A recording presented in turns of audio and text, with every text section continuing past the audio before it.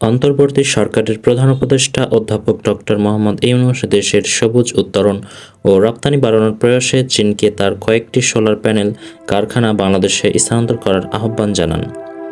বাংলাদেশে নিযুক্ত চীনের রাষ্ট্রদূত ইয়াও ওয়েন রোববার 25 আগস্ট রাষ্ট্রীয় অতিথি ভবন যমুনায় প্রধান উপদেষ্টার সঙ্গে সাক্ষাৎকালে অধ্যাপক মোহাম্মদ ইউনূস এ আহ্বান জানান। এ সময় চীনা রাষ্ট্রদূত দূতাবাসের প্রধান উপদেষ্টার বন্যা ত্রাণ তহবিলে 20,000 মার্কিন ডলারের চেক হস্তান্তর করেন।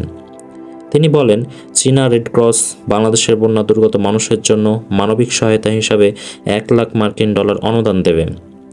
প্রধান উপদেষ্টার প্রেস সচিব শফিকুল আলম এক প্রেস বিজ্ঞপ্তিতে এ তথ্য জানান।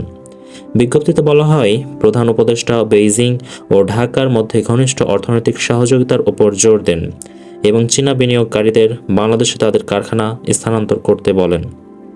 তিনি বলেন, চীন সৌর প্যানেলের অন্যতম বৃহৎ নির্মাতা হিসাবে আবির্ভূত হয়েছে, কিন্তু দেশটি রপ্তানি বাজারে ক্রমবর্ধমান নিষেধাজ্ঞার সম্মুখীন হয়েছে।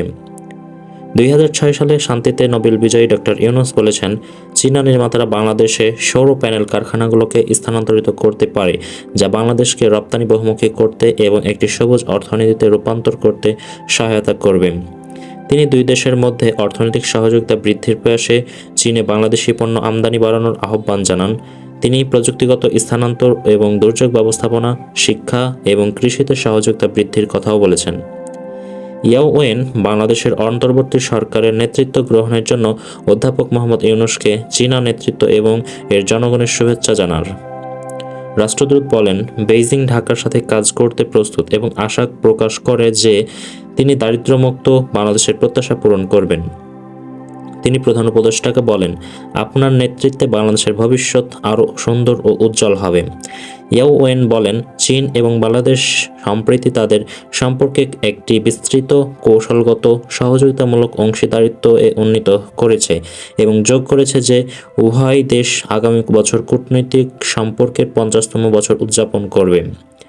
রাষ্ট্রদূত বলেন, মিয়ানমারের সহিংসতা বিধ্বস্ত রাখাইন রাজ্যে যুদ্ধবিরতি সহ রোহিঙ্গা সংকটের টেকসই সমাধান খুঁজতে চীন প্রতিশ্রুতিবদ্ধ থাকবে। প্রফেসর ইউনূস আশা প্রকাশ করেন যে চীন বাংলাদেশে বসবাসকারী 10 লাখেরও বেশি রোহিঙ্গাকে রাজনৈতিক, আর্থিক ও মানবিক সহায়তা প্রদান অব্যাহত রাখবে।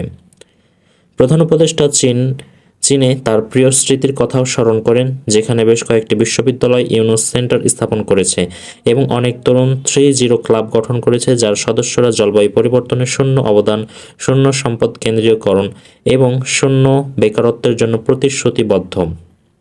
তিনি দুই দেশের মধ্যে যুব থেকে যুব সহযোগিতা এবং জনগণের সাথে মানুষের সংযোগের উপর জোর দেন।